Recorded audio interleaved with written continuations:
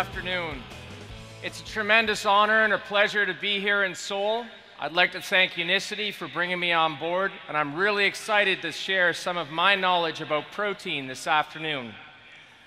I'm going to tell you about protein, and as Dr. Bickman mentioned this morning, protein is a building nutrient. It's not a fuel. We're going to use it to build. I think it was mentioned that I come from McMaster University. McMaster is on the outskirts of Toronto in Canada. And these are the people that I'd like to introduce you to who are my students who have done the work that we're going to see here this afternoon. When we think about skeletal muscle, a way of thinking about it is that it's like a brick wall. We need to put bricks into the wall, and we need to take bricks out of the wall to keep it healthy, to keep it going. And that's what happens all the time in muscle. Protein is a nutrient that builds muscle. As we age, we lose muscle. And some supplements can also help build muscle. The processes that influence how muscle grows and how muscle is lost inside the muscle are numerous. And they include some very complex metabolic and biochemical systems. The output that we're looking for, however, when we're younger, is to grow muscle. And as we age, the output that we'd really like to see is that our muscle not decline as much. So we asked a number of people about the questions that were most important to them about dietary protein, which is an anabolic building nutrient. And they were the following. Does protein help you gain muscle mass with resistance training or weightlifting? Does protein supplementation aid in that process? If I eat more protein, will I gain more muscle? How much protein do I need? How does aging affect protein requirements? If I'm older, do I need more protein? Or do I need less? Are some protein supplements better than others? And finally, will protein cause my kidneys to fail, as you might often hear people say? So by the end of this talk, I'm going to answer these questions for you. First, we need to talk about muscle. Muscle is an important tissue. You heard from Dr. Bickman this morning that muscle plays an integral role in allowing us to move around, but it's also the single largest contributor to our metabolic rate, and it is a storage site for glucose, for our blood sugar. Muscle is like a brick wall, bricks going in, bricks coming out. The processes of muscle protein synthesis, or you'll see abbreviated on these slides as MPS, and muscle protein breakdown, work in constant opposition to each other with the meals that we eat that contain protein. So when we wake up in the morning and we eat a protein-containing meal, we see a large rise in muscle protein synthesis, bricks going into the wall. And we see a small decrease in muscle protein breakdown, or bricks coming out of the wall. And for a moment, we're getting a little bit more skeletal muscle, just for a small period of time. But then we don't eat, and until we eat our lunch, we don't experience another stimulation of protein synthesis. So you can see, in coordination with Dr. Bickman's 4-4-12 principle, really these breakfast and lunch meals need to contain adequate protein to stimulate this process, which is going to fluctuate throughout the day. Now, the situation is a little bit different when I've performed exercise. And the exercise I'm talking about in this situation is resistance exercise, strengthening exercises. In this situation, every time after we've eaten now, we get a greater rise in the amount of protein that our muscle is making. And we get a smaller loss of the amount of muscle that is lost during the fasting periods when we're not eating. Over time, this is why our muscles get bigger. We lift weights, we consume protein, and muscles get bigger over time. Or if we're older, muscles will get smaller at a slower rate. It's also, as this figure shows, after a bout of performing weightlifting, it's a long time in which protein becomes more effective. So it's important to remember, if you've done some exercise, the protein that you take afterwards is pretty effective for probably up to 24 hours. So this so-called anabolic window is open for a long time. The message I want to leave you with from this portion of the talk is that the increases in muscle protein synthesis and new bricks going into the wall and new muscle being made is long-lasting. And exercise potentiates that effect. A question that we asked a few years ago was, what was an optimal amount of protein to feed somebody in a situation to get their muscle to grow? And you can see from this figure, this is the rate of muscle protein synthesis and how much it changes in response to varying doses of protein, all the way from 5 grams to 10, 20, and upwards to 40 grams of protein. The rate, it appears, and it slows down and is at its highest, is at 20 grams of protein. But that's an average amount of protein for the person who was consuming it in this study. When we divide that out, we realize there's a range. So if you're a smaller person, you need less. If you're a bigger person, you need more. The value we came up with was about 1/4 gram of protein per kilogram per meal would stimulate muscle protein synthesis at its maximal level. And remember that number because it will come back. So the message from this study was that 20 grams of protein were optimal to stimulate protein synthesis, or about 1/4 gram per kilo. We subsequently went on to do another study where we looked back at all of the studies and all of the people that we had tested over a number of years. And we conducted an analysis to see if that value still held. And you can see from this figure right here that a plateau in muscle protein synthesis happens, and this break point in the curve is at exactly the same value as it was in the previous study, or about 1/4 gram of protein per kilo. Now, the interesting part is this is how it works in young people. Young people who are very active, protein does a great job. So what changes then in older people? The interesting part is this is a comparison on the left between young people and on the right between older people.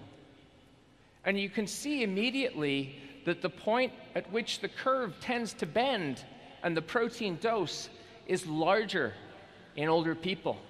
Older people need more protein to get the same stimulation of muscle protein synthesis. And I think everybody here realizes that as we age, our muscles begin to get a bit smaller. We begin to get weaker. And so it would be a good thing and a good message to take back that as you age, your protein requirements go up. We refer to this as the anabolic resistance of muscle aging, and it looks something like this. So at this point, you can see that the effect of a protein-containing meal is attenuated in an older person. And this over time means that the gray areas of muscle loss are greater than the green areas of muscle gain. And older people lose muscle. One question then, when would our longest period of losing muscle? And Dr. Bickman mentioned this, and this is the 12-hour period when we're sleeping, because we're not eating. And when you're not eating, it means that your muscle protein balance is negative. So one of the strategies in particular with athletes, that we've used is a pre-bedtime protein meal. And it would be a great idea if this protein came from a pure and very digestible protein source. This figure shows you an interesting study from the Netherlands that shows that the amount of muscle that is gained by people who consumed protein prior to going to sleep is greater than those who consumed a placebo. Interestingly enough, at the same time, these individuals got stronger. So it's not just a muscle effect, it's a strength effect as well. So this is a strategy that we've used in athletes to tell them that a good regenerative strategy before they go to sleep is to consume protein. So when we talk to people who are quite active, we say to them, maybe a better way to consume protein is in maybe 4 meals per day. And one of those meals should maybe be before they go to sleep to offset this large loss of muscle that occurs during the overnight. So for gold medal athletes, for people hoping to get to the pinnacle of performance, we make the following recommendations. First, we talk about equally spaced protein-containing meals, 4 in a day, as opposed to the normally 3 that we consume. We talk about a larger pre-sleep meal. And the advantage of thinking about protein on a per kilogram basis like this is that we can begin to scale these to size. So for a large 120 kilogram American football player, this individual would require 204 grams of protein per day, or about 1.7 grams of protein per kilo. For a smaller female, 50 kilogram cross-country runner, she would require only 85 grams, but it works out to the same per kilogram body weight basis. So we've scaled protein requirements now for people who are very, very active. But dose and meal spacing are important. You can't have all of your protein at one meal and none at another. You should be getting protein at every meal. A question that we asked ourselves was, if protein is important, is it all of the protein, or is it just one single or a few amino acids? And the interesting answer, when you look at the literature and look at some of the studies that we've performed, is that it really comes down to a single amino acid, and that's leucine. Leucine is a branched chain amino acid, the concentration of which is important to stimulate muscle protein synthesis. It acts through a very complex pathway of proteins and biochemical reactions. And we now have a molecular mechanism for how this works. We know how to trigger this. And really, it's specific to leucine. So the leucine content of a protein would be an important determinant of how much muscle protein synthesis were stimulated. I'm showing you this figure because it's an interesting figure to make my point about how potent leucine is. In this experiment, we fed young men whey protein, 6 grams or 25 grams, or 6 grams plus 5 grams of leucine. And what you can see, looking at the far right, is the dark blue and the white bars are stimulating muscle protein synthesis to the same level. That's a dose of 25 grams of protein and only 6 grams of protein, but with added leucine. Leucine is a potent trigger for muscle protein synthesis. We've switched methods now, and we can now measure muscle protein synthesis instead of hours to days. So we can measure the amount of muscle that you gain while you sleep, while you're active, when you're eating protein, when you're eating a particular type of protein, when you're following a different diet. And this has been a large methodological advance in our understanding. And I'll show you 2 more experiments that really highlight how potent leucine can be. This was a study done in 72-year-old men, just to show you that the effect is as potent in older people as it is in young. What the graph in the middle shows you here is that when you add leucine to a meal, whether people are consuming a low-protein diet or a moderate protein diet, is that you get a stimulation of protein synthesis over days now. The other figure shows you the impact of exercise, which is always positive. The more physically active you are, everything in your body works better. You can see that adding resistance exercise, some weightlifting in here, stimulates protein synthesis. And yet adding leucine to that stimulates it even further. So we get an additive effect, and it works in older men. This next figure is in older women. Again, about 74 years old, showing you that if you add leucine to the meals of these women, over a period of 1 week, they make more new muscle. Their rate of muscle protein synthesis goes up. If you add resistance exercise to this, you get an even greater effect. If you add leucine to that, you get an even greater effect. So we see the effect in young men and young women, older men and older women. It's very, very potent. So what proteins contain a lot of leucine? That would be an important question to answer. I'm going to show you a concept that we've worked on called the leucine trigger. And it goes a little bit like this. So we've got 3 doses of protein in this figure: a low dose, a medium dose, and a high dose. And you can see the trigger, the line that's across the graph, is only being met by the high dose of protein. Now, the interesting part, when you exercise, your muscle is sensitized to the effects of leucine. And this trigger comes down. And that's why we think that the 2 things add to each other.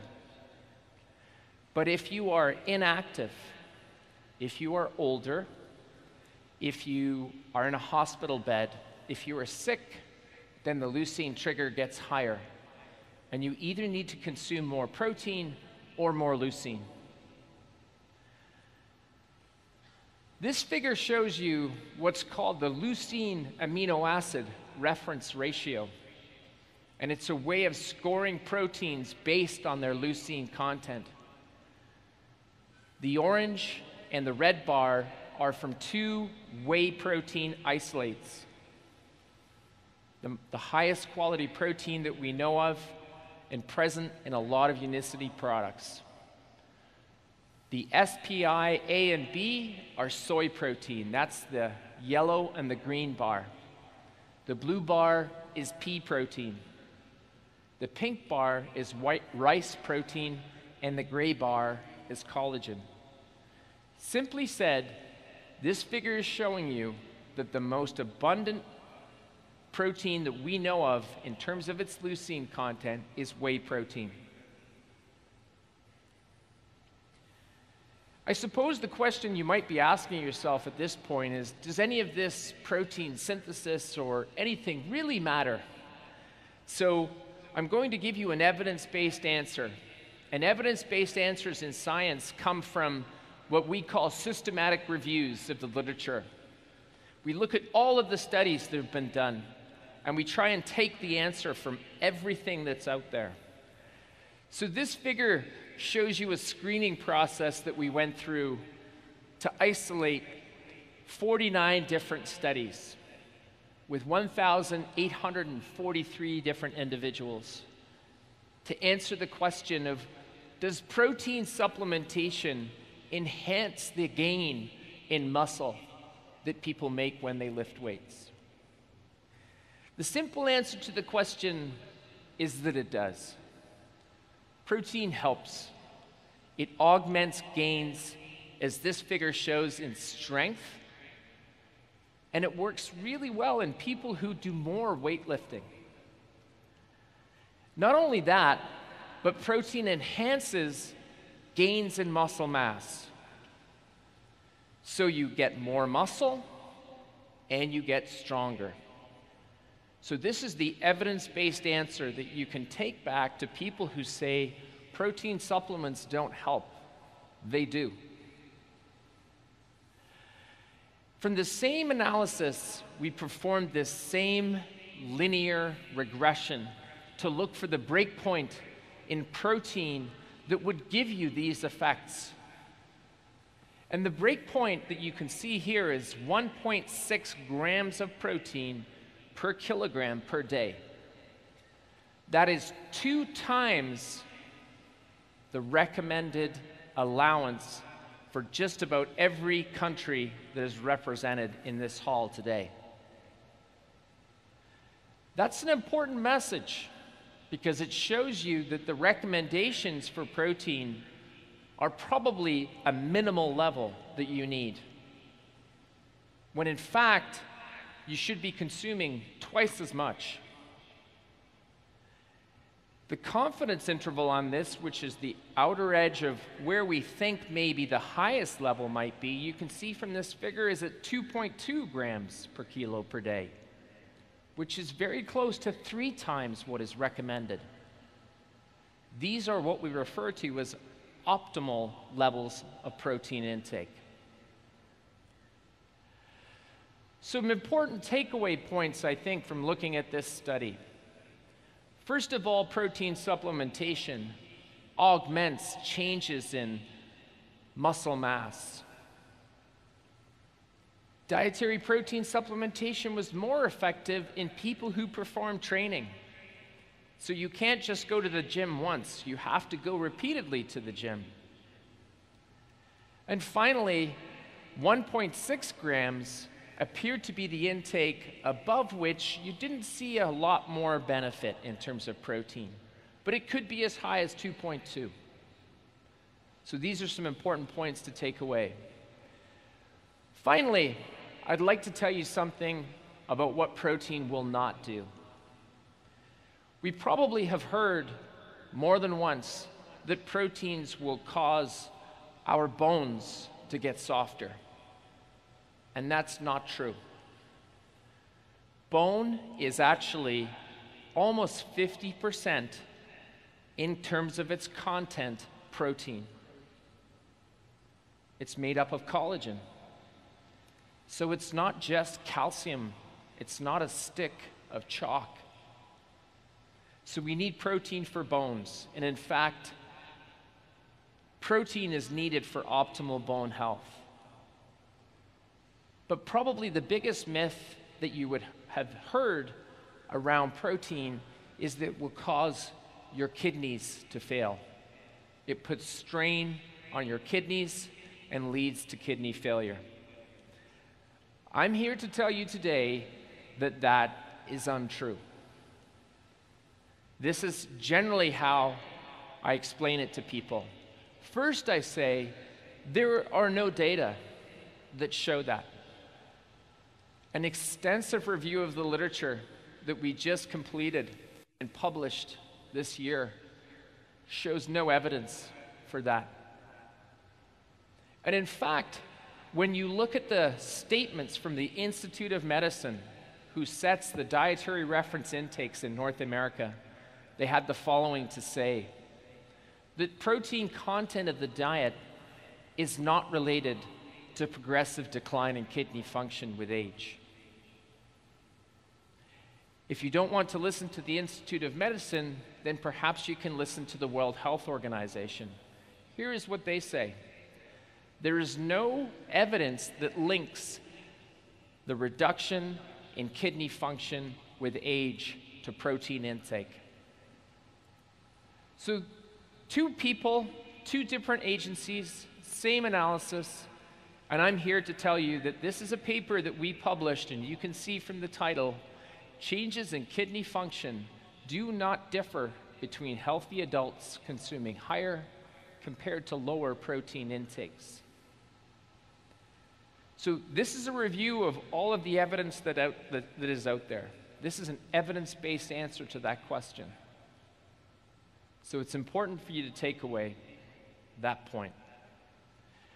So the questions that I posed at the beginning of this talk are the following, and hopefully I've answered them for you. First of all, does protein increase muscle gain with resistance training? The answer is check, yes. It's really about leucine and about how potent leucine is in stimulating muscle protein synthesis. But you do have to go to the gym. You have to work out for this to happen. Does protein supplementation increase the amount of muscle that I gain? Check, yes. That's a very good signal. How much protein do I need? If you break this down on a per meal dose, the recommendations will probably be about 0.3 to 0.5 grams per kilo of body weight per meal, or between 1.6 to 2.2 grams per kilo per day. And I think that's a check. It's a pretty good, decent, strong signal. How does aging affect protein requirements?